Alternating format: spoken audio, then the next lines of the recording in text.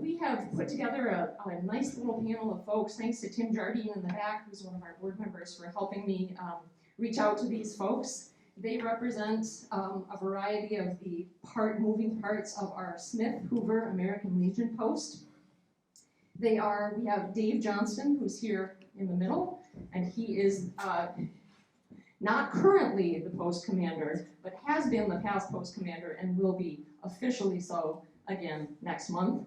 We have Jerry Walker, who's down here at the end, who organizes the post color guard. Thank you. We have Marge Ward here representing the Legion Auxiliary, and we have George Tippett, who's going to tell us a little bit about the Drum and Bugle Corps. All of those are wonderful parts of the Legion. I should mention this past fall, 2015, the American Legion Post number 281 received the Chamber's President's Award for a business for all of the things that they do for this community, and there is no better weekend to celebrate that than this Memorial Day weekend. So we're very glad to have them here, and I hope that they, in their stories and telling the details about what they do with the post, that they remind you of the importance of the holiday. So I am now going to turn it over to Dave Johnston. Here you go, Dave.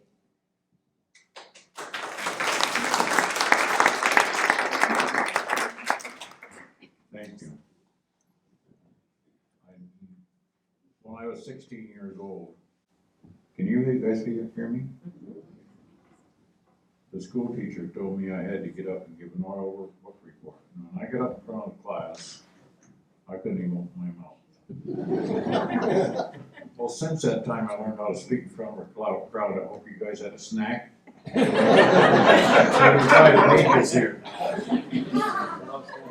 The American Legion Post in Harbor Springs. On August 20th, 1920, the charter for the post was issued to become the Smith-Hoover Post number 281. The first home for the post was in the Women's Relief Corps home, or the Women's Auxiliary to the Grand Army of the Republic, who were Civil War vets. It is on the southeast corner of Main Street across from the Methodist Church. That building still stands. September 2nd, 1922, the women of the post membership received their auxiliary charter. They also held their meetings at the Women's Relief Corps Hall. Some of the women were also Women Relief Corps members. In the middle of the 20s, the post started buying flags and holders for the Grand Army of the Republic. I moved my eyes and I can't see where I was. And the World War I deceased veterans. I'm going to just do the initials. The WRC had been doing this before. That's the Women's Relief Corps. In 1926 or 27, the Legion members and the auxiliary moved to the present hall at the corner of the State and 3rd Street. They rented the hall from the Braemar family of Petoskey. 1928 or 29, the post started their Drum and Bugle Corps to go with their color guard.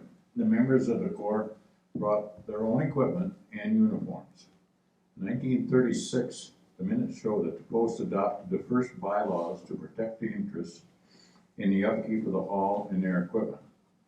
Middle of the 1930s, the WCR and Legion started having the Memorial Day services at the waterfront next to the city dock. The first or second Sunday, they would go to Friendship and Cross Village for their services and have a big family picnic for all. During the 20s and 30s, they held meetings twice a month, and one meeting would be with the auxiliary and have a potluck dinner before. To make money for the upkeep of the building, they had raffles, bingos, dances, talent shows, and carnivals. In 1942, at a meeting in September, the Legion Post passed a motion to start a Buck a Month Club. This was formed and the whole area got into it and used the money to send little gifts to all of the men and women in service. 1945, the Post membership voted in and formed a 5-member board of trustees to oversee the obligations of all the Legion's properties. In 1945, on October 19th, American Legion Post 281 purchased a building at the corner of State and 3rd Streets for their post home from the Braemar family in Petoskey. The deed was signed over to the 5-member board of trustees and their elected survivors to hold it in trust for veterans forever. In 1946, the Women's Auxiliary was reorganized after several years of being idle. In 1946, the Post received their liquor license and made a bar in a side room under the stairs that go to the upstairs. 1948, the Post and the Oddfellows started a cribbage contest with the losers putting on a dinner at the end of the games. Cost was 15 cents each. 1948, the Post Army Bugle Corps was reorganized with practice every week during the winter to get ready for Memorial Day. 15 veterans started out and some had never played before. The Post sponsored a basketball team and they held bingo games and dances to buy equipment. They won 16 out of the 20 games and 3 tournaments that year. Planning started on putting a new front on the Post Hall. Dances and bingos were held and a new car was raffled off to make money to pay for it. In 1949, the new front was put on by Rockwell and Gillette contractors. A new car was raffled again to help pay for the work, which came to $14,000.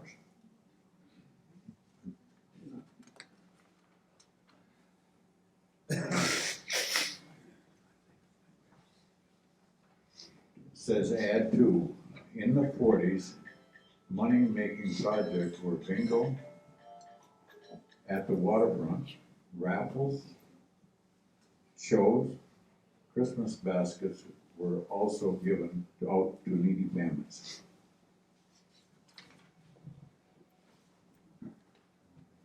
In 1950, the bar was moved from the side room under the stairs to the north end of the hall. It was built the full width of the hall, and the beer and pop was cooled with a flowing well tank and 2 refrigerators. The beer was picked out by the caps as the labels would soak off.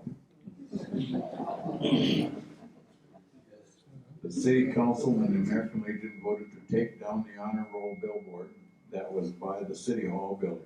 This honor roll was names of veterans that served our country in World War II. Plans were started to put a plaque at Zorn Park. In 1951, on Memorial Day, a plaque was dedicated to the men killed in World War II at Zorn Park. The city and the Legion divided the cost between them.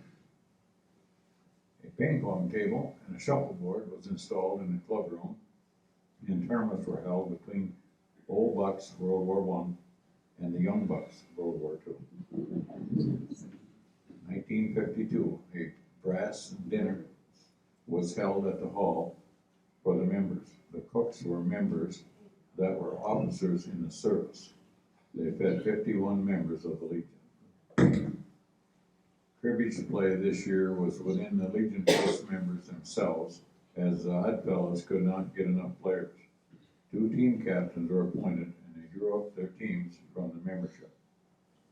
In 1955, the fire truck got permission from the Post to pack candy, the fire department, at the hall for their Christmas tree party for the kids.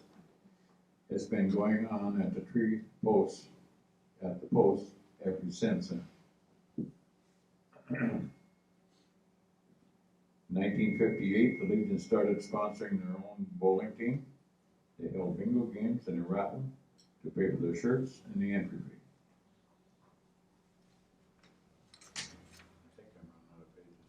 I think I'm running out of pages. In 1960, the Legion held a flag drive to get all the stores and homes to replace the old flags worn out at their place. For those that had not been flying flags at all, they helped them with getting poles to use. 1961, to make it easier for the commander and the adjutant to work together on all of the Legion projects, an amendment was passed that after the commander was elected, he would appoint his adjutant on his own. The interior of the club room was remodeled by Rockwell and Bond contractors. A new drop ceiling and exhaust fans were installed. The firemen challenged the Legion to a cribbage match, and the losers putting on a dinner for the winners. It cost 25 cents per night to fly.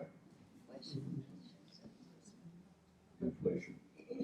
In 1962, each year the commander set up committees for projects that had to be done and then forgotten until the next year. An amendment to the bylaws was passed making a permanent committee of the following: Graves Committee, Memorial Day Parade Committee, Memorial Day Breakfast Committee, Drum and Bugle Corps Committee, Sports Committee, and the Firing Squad Committee. And since then, the committees have all passed on. I think. They didn't say that here. The Legion started printing a monthly newsletter to be sent out to all paid-up members. The cost of the letter was made by selling advertisement to businessmen who were members first and then to others until we had enough to pay for it. 1963, the first furnace, an old oil-fired, was installed with radiators along the wall. Before this, we used only a space heater. You had to stand close to it. In 1967, the Post voted to start a Sons of the American Legion Squadron. The first year they had about 30 members, and most of them were 10 to 12 years old. They got a 14-member drill team with rifles going for Memorial Day Parade. And we went from 67, we're going to 65. A 6-team cribbage tournament was started with 12 players on each of the following teams: Legion 1, Legion 2, Kiwanis, Fireman, Mason, Holy Name. Each team took turns cooking a dinner before play every other week.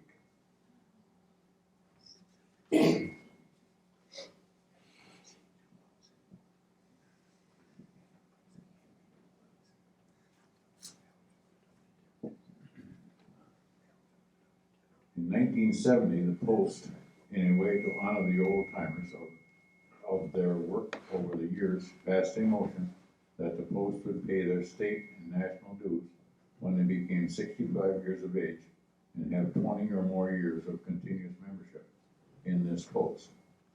This makes them a Post Life member. In 1972, the Post bought a new compressor cooled cooler for the bar to cool their beer and pop. Before this time, it was cooled by a flowing well running into a metal lined tank. In 1974, the interior of the club room was remodeled with new sidewalls and carpeting. The bar was moved to the west side of the hall. A new gas-fired furnace with baseboard heating was installed, and a new gas-fired space heater was put upstairs. The remodeling of the bar at that time was done by Clyde Piper. 1975, because of the crumbling of the brick on the exterior west wall, it was patched and replaced with a stucco finish. 1977, the Post ordered and received 10 M1 rifles from the U.S. government surplus warehouse. These will replace the old Springfields that they had for many years. In 1979, the kitchen was remodeled with a drop ceiling and new light fixtures. The west wall was furred out and a new fuse panel was added.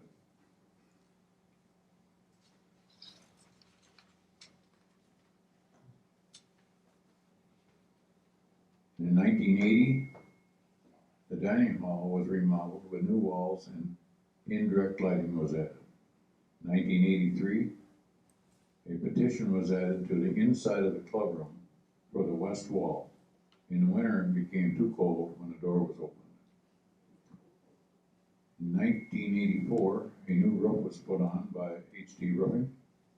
New sheeting was put on to replace rotten boards, and an asphalt covering was put on with a 12-year guarantee. By the way, Tim's still fixing that and he hasn't charged us.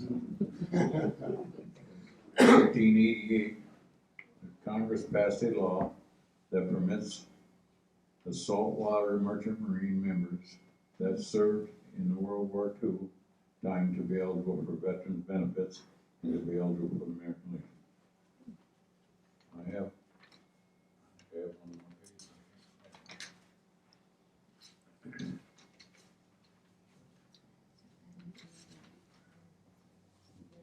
In 1990, a flag for each of the 5 branches of the service in the POW-MIA were purchased by the post for the color guard to carry in the parade. In 1990, the post reorganized the Sons of the American Legion after it had been dormant for several years. They were also added to the Liquor Control Commission list to make them eligible to use the club room, and added 1 member to the committees of the post, one of their members. 1991, a parade called Support for Troops was held in Harbor Springs to show our colors and support for the troops who were in Desert Storm conflict. In 1991, the large turnout for the color guard and the many parades they were attending. The Post and Marine Corps League purchased 15 more M1 rifles together. Each Bait have and both units will be using. The Post was having trouble with the flag being stolen off the metal flagpole in front of the Legion Hall, so they purchased a fiber pole that had an inside rope with a lock to the door for raising and lowering of the flag. Haven't had one stolen since. 1992, the flags in front of the hall were being lowered to half-mast for some of the veterans and not others. The Legion Post passed a motion that the flag will be lowered to half the staff for our paid-up members only. This way it can be more controlled. That's the end of my list as far as my history goes. Thank you for listening.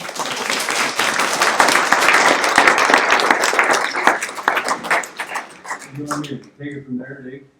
I'd be happy if you would. Yeah. Here, I'll take it. I was Dave's adjutant for 20-some years, as he was post commander, and the adjutant's duty was taking care of the membership, making sure they get their cards and pay their dues and stuff like that, and take care of correspondence with national and the state. I also was part of the, well, Larry McRoberts and myself, I think it was around 1990, formed the color guard.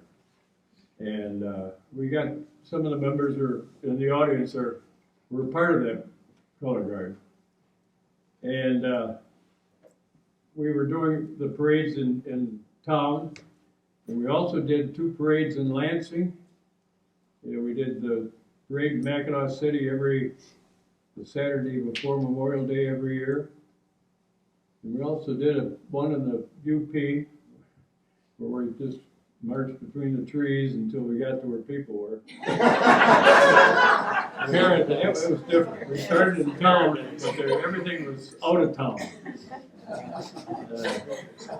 But the parade, the 2 parades in Lansing, someone that saw us march one year on the 4th of July, I assume it was, asked us if we'd come to Lansing and join their parade. They have a huge parade down there every year.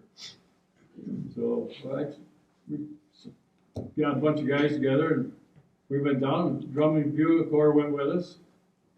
And the first year we did it, we had a good turnout, and they did a darn good job. And they asked us if we come back the second year, and I says yes, if we can lead. The second year we led their parade in Lansing, which was kind of unusual.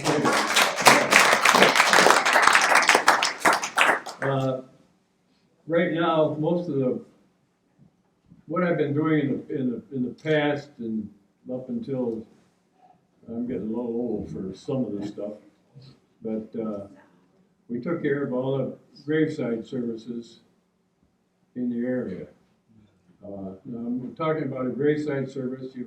we get 7 shooters, and a bugler for when a veteran is buried. And we've been doing that for, the last, I don't know, 20-some years anyway.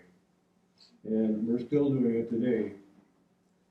We also, on Memorial Day, we'll do it again this year. We've been doing it for the past several years. Whether we do the parade in Lansing, or parade here on Memorial Day, we shoot at the waterfront. We go up to the cemetery from there, and we shoot up there. At noon, we're in Pelston. We do the same thing there. At 1 o'clock, we do Larks Lake, the same thing. And at 3 o'clock, we do it again in Bliss. So Memorial Day is kind of a busy time. But the hardest part we're having today is getting people to participate. None of the younger people want to join us. So we're trying to get younger bodies involved because some of the guys are getting kind of old and feeble.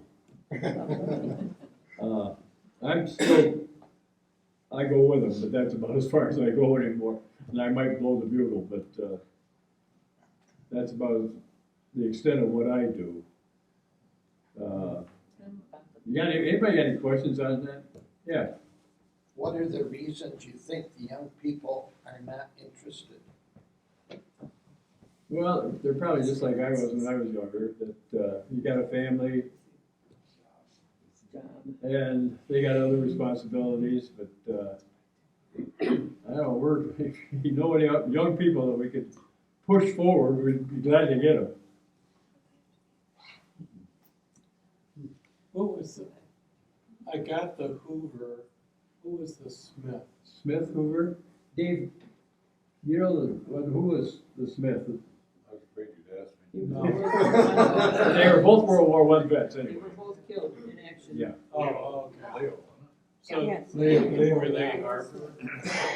Right. Oh, I see.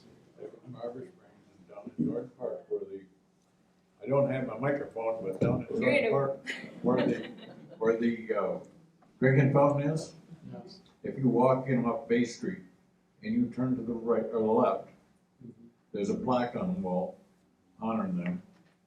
And if you turn right, there's a plaque on the wall honoring those that lost their life in the Second World War from here. Hopefully, we're gonna put one on the outside for the rest of them. I don't know when, but I'm working on it. And if you go down to Josephine Ford Park, Have you got one down there? there's a stone with a young man that was killed in 1968, George McDonald Jr. We have,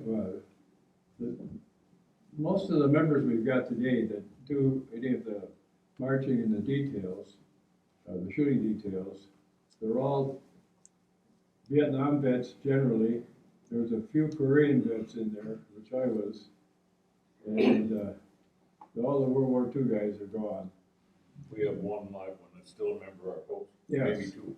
I think we've got two. And we lost one, World War, when did we lose Lee? Judd, he was World War I. Yeah, he was World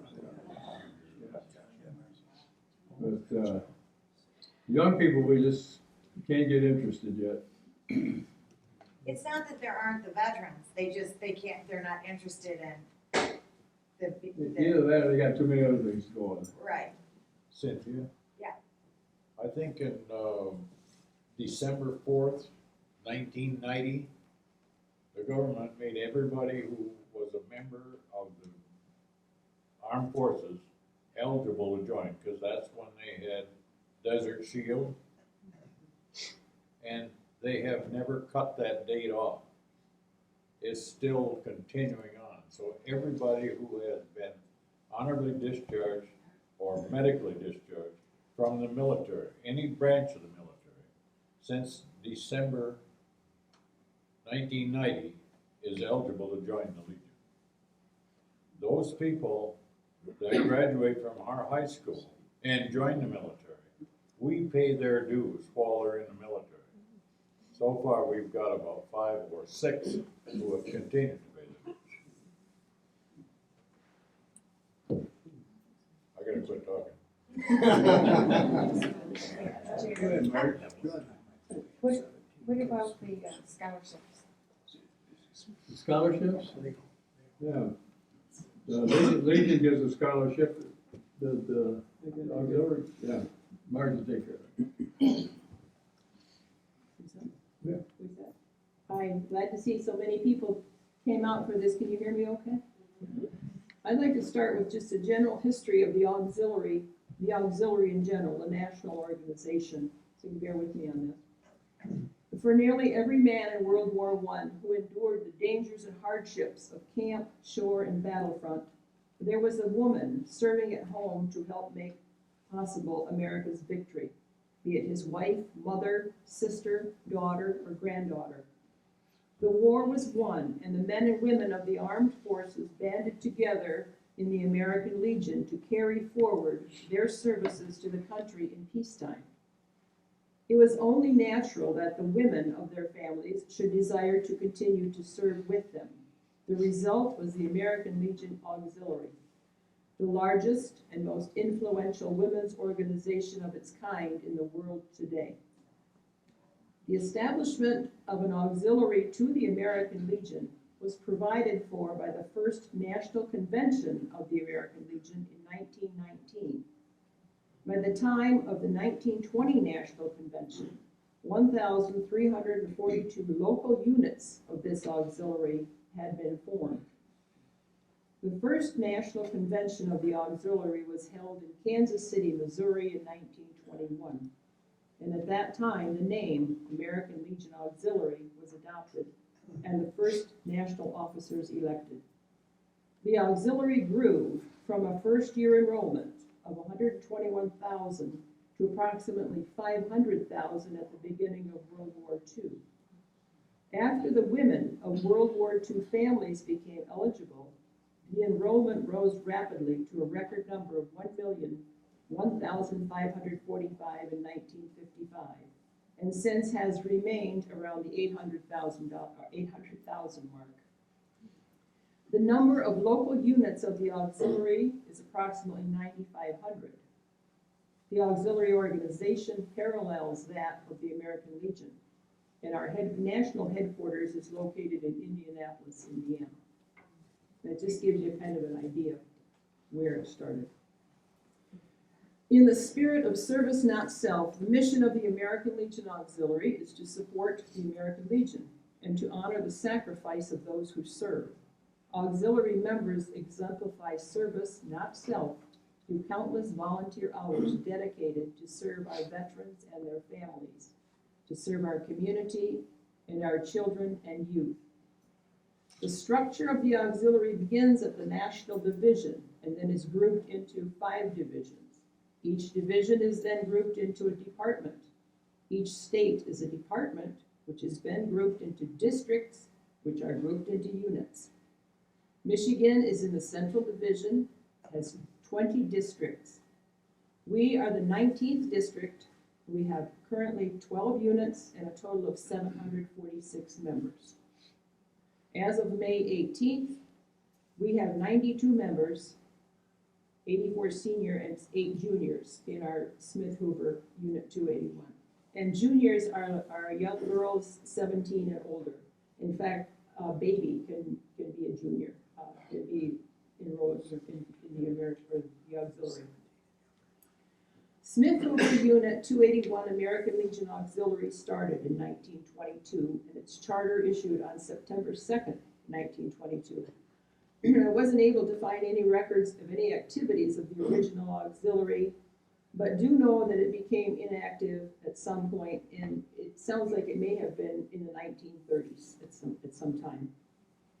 Then in 1946, the auxiliary was reorganized, and on February 13th, 1947, their charter was issued, and this auxiliary has been going strong ever since. As reflected in their first minutes, there were 23 officers and members present. The auxiliary worked on what they called money-making projects, which included bingos, dinners, and dances. They worked to assist community residents in time of need, They donated to veterans' hospitals and held sewing bees. Most of the assistance they gave was in the form of items needed at the time, like food for a family that had burned out in a fire, clothing for school children. They also made most of the things they donated, such as dresses. They had a sewing bees, they made dresses for the American Legion Children's Home in Fort Custer, which is near Battle Creek. They also made robes for the residents of the care facility, excuse me, and various items for the veterans' homes in the state. In February 1979, the auxiliary began working on a memorial to Leona McDonald, a longtime member of the auxiliary and a Gold Star mother. Leona was the mother of George McDonald Jr., who was killed in action in Vietnam on April 9, 1968. The memorial would be a flagpole at Josephine Ford Park for Leona, and also for Elna Reaver, which is Al Reaver's mother. Al Reaver was a policeman in Harbor, probably a lot of you remember Al. And there is a small stone for her son. On July 4th, 1979, the memorial was dedicated by the auxiliary. Then in 2012, a memorial flower garden was planted surrounding the flagpole and the stone as a tribute to the McDonalds and to the departed members of Unit 281. Each Memorial Day, the auxiliary meets there after the ceremony at the cemetery to pay honor to these departed. We are continuing this tradition of service, not self, by helping our veterans and families, our community, and our children and youth. By donating to the food pantry, we provide winter clothing to students at Blackbird School. At the school, they have what they call a sharing room. And that's stocked with gloves, mittens, scarves, boots, things that the kids might need, socks, that type of thing in the wintertime. If they don't have them, they can go in there and they can get them. As well as school supplies in the fall and as needed throughout the school year, along with other miscellaneous expenses that may arise. We promote Halloween safety by distributing coloring books to the kindergarten class. In the last few years, we have been fortunate to have had a Harbor Springs Police Department officer come with us to talk to the kids about staying safe. We have assisted at benefits for people in our community and whenever anyone needs a hand up. This year we shopped and wrapped Christmas gifts for over 80 area kids in the area. We have given scholarships to graduating seniors since 1994. The first amount was $100, but since then we have been able to increase these amounts and recently have been able to give 1,000 or more depending on the amount of funds we have available. And now the Legion also gives scholarships, as do the Sons of the American Legion. We earn our money through fundraisers such as the Galunky Dinner in November, Taco Night in June, and a matter of fact, we're having one on June 16th, and a raffle on the 4th of July. In an effort to promote Americanism, our members participated in Relay for Life this past weekend and had top honors for participation. We do the roadside pickup on M119 from Cross Village to Division Road. Build a float for the 4th of July parade, and we're especially proud of the float we had last year. I don't know if you remember the banner that said, "These are the here's to the stars that saved our stripes." It's very, very nice, and there's a picture of it right there. So I'm looking at it later right in the album. For veterans programs, we purchase Christmas gifts for the gift shop at the Grand Rapids Veterans Home, and in May, Mother's Day cards. And the reason it's Grand Rapids is because the district that we're in, along with some of the other districts, are assigned a veterans home that they take care of. And they ask for so many Christmas gifts to be purchased to send down there, and then what they do is they put everything on these large tables in like a great big gymnasium type thing, and the vets that are living there can come in and do their Christmas shopping. It's very, very rewarding to go down and help with that. We were happy to support Will Win Lodge in Trout Lake, a veterans retreat. This is the last season for Will Win in the UP. The facility is now located in Custer, Michigan, near Battle Creek. However, we now have a facility right here in Emmett County, Brave Hearts Estate. It's located on Ealing Road, north of the Palestine Airport. And it's an 8,000 square foot house on 283 acres that was donated by a veteran for veterans and their families. They have websites available, and if you'd like more information in this week's Harbor Light, there is an article about it right here. It talks about a new archery range that they want to establish there for vets to be able to use. This past weekend, members of the auxiliary, Sons of the American Legion, and the Legion placed over 850 flags at the graves of veterans at 10 cemeteries. Monday is Memorial Day, and we will distribute poppies. When you donate and receive a poppy, you recognize the contributions and sacrifices barely imaginable to us. We hold a bake sale to benefit the Cystic Fibrosis Foundation, and then proudly march in the parade along with the Legion, Honor Guard, and Drum and Bugle Corps to participate in the ceremony at Zorn Park to honor those who protect our freedoms. We then proceed to Lakeview Cemetery to remember those who have died. And after this cemetery, we meet at the memorial in Josephine Ford Park for a brief prayer. We encourage you to participate in these remembrance services. To those who were vigilant so we could rest, who gave everything that we might thrive, who are silent that we may breathe free, we honor you. On behalf of the auxiliary, I want to thank you, our generous community, for your support of the Legion, the auxiliary, and the Sons of the American Legion. When you support us, you support our country, our veterans, and our community. Thank you.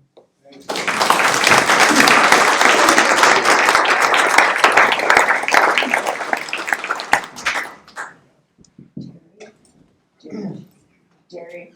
Who's about that, right? That's over in Zorn Park. Yeah, Who put that up? yeah, we did. Never thought, I forgot all about it.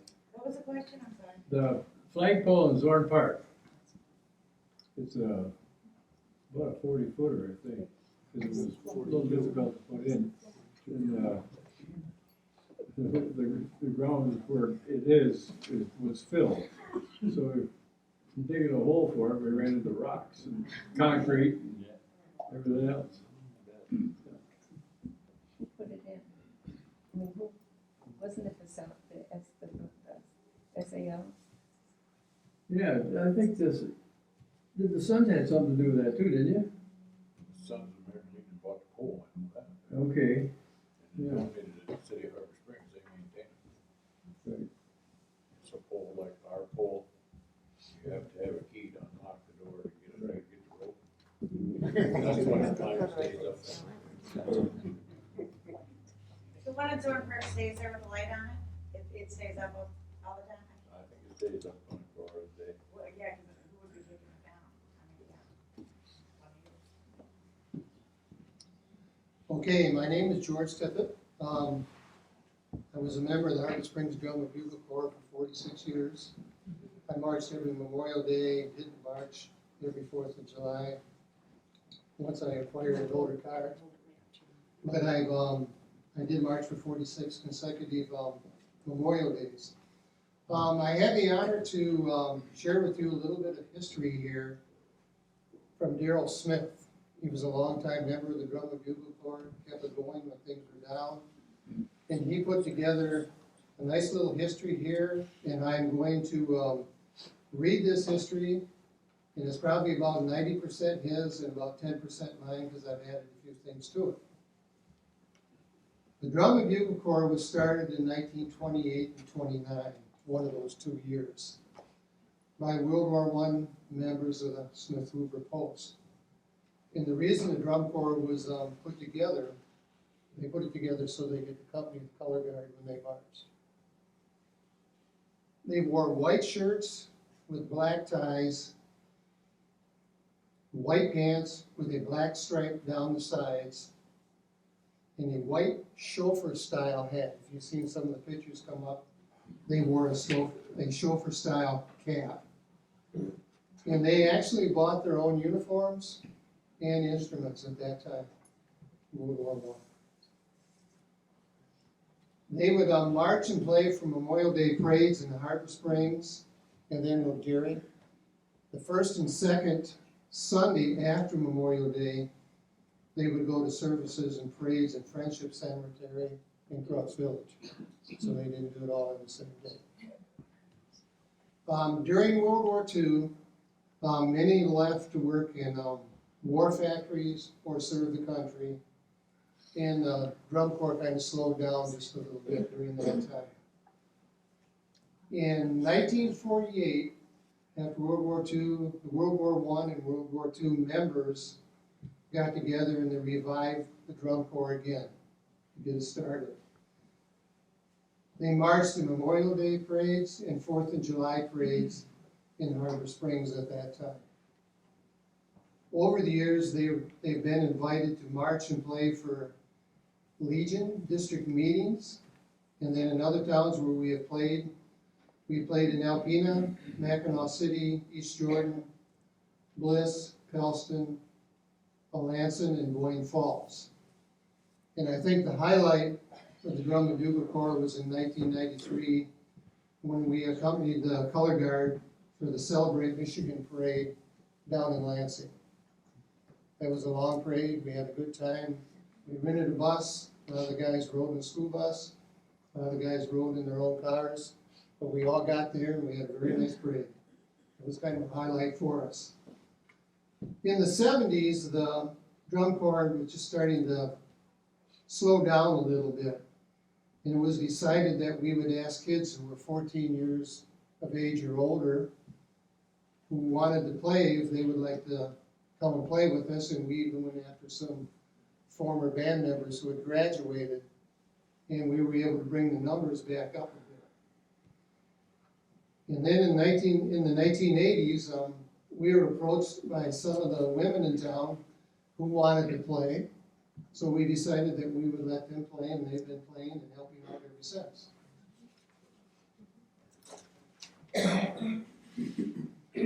When the Corps was revived in 1948, they changed the uniforms that they wore.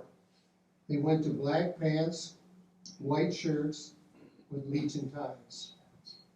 In the 1950s, they went to black pants, white shirts with blue Legion ties and white pants, and then they started wearing what you see today, the traditional white helmet liner. The uniform is still in style, except for we've added a red ascot instead of the tie. I think some of us were kind of outgrowing our shirts. The ascot made it a little easier that we could wear that instead of tying a tie. So a little bit there. The drums were the same that the Corps members started with in 1928 for a number of years, and we played those same drums for about 70 years. Around in the early 90s, around 89 or 90, we retired those old drums and we replaced them with the new marching style drums that you see a high school or college style marching drum. This much of this were kind of mumbling and grumbling a little bit because they were twice as heavy as the old wooden frame drums, but we managed to do it. The bugles that were first used were 26-inch silver bugles. All the bugles are no valve that we play. They're all valveless bugles. Later, they were filled in a little bit with some 16-inch white bugles. Terrible sounding bugles. They just had no sound at all. And they disappeared pretty quickly when we were having a hard time sounding at all good. And then we went to what they're using now is a 15-inch brass bugle. And a lot of those are in need of replacement, but everybody keeps their own, keeps them polished. And the drum corps just continues to go on. A couple little bits of history here over the years. I started in the Drum and Bugle Corps in 1967. I was a member of the high school band, and I played sousaphone. Well, Harbor Springs High School didn't have enough sousaphones to go around. Tim, you remember that. Tim Jardine played sousaphone also. And Joe Jessusak. So did you, yes.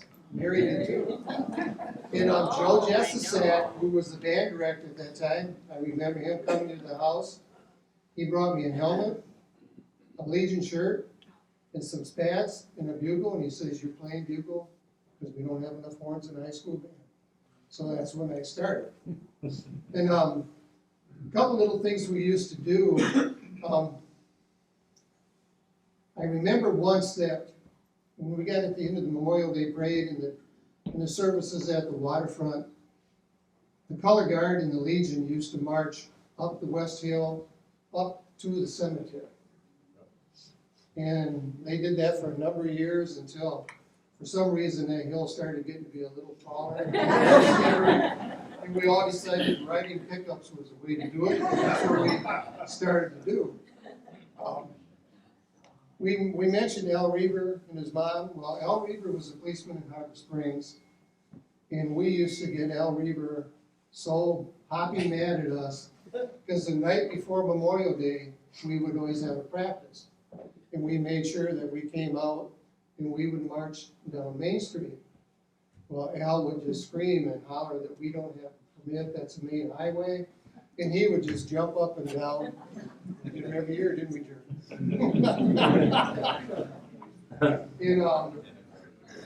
And the cars would get out of the way and they would stop and watch us, and we really had a great time doing that. And I don't know, I think we did it more just to upset him than anything, but we did have a good time doing that. I don't know if any of you ever had the opportunity after the parade and after the ceremony at the cemetery, the Drum and Bugle Corps has a little jam session in the Legion. And if you've ever been in there or had the chance to go listen to it, bring your earplugs and come enjoy. And we just wail away there for about 10 minutes or so, and everybody has a great time. One year when we did the Polish Festival in Boyne Falls, and there was another bugle corps there. I can't remember where they came from, but I remember lining up in the beer tent. We lined up in one half, they lined up on the other half. We would play a song, they would play a song. We'd play a song, they would play a song. Well, we had 5 songs, they had a whole lot more than we did. So we played and played and played, and we just had some great times over the years. And like I say, we've stood in mosquitoes up to Bliss, thinking we were going to be carried away, waiting for the church services to get done. A lot of times we would go to some of the other towns and we would march, and we always welcomed with open arms. And I'm glad you enjoyed it. I'm glad you all came tonight. Thank you. Thank you.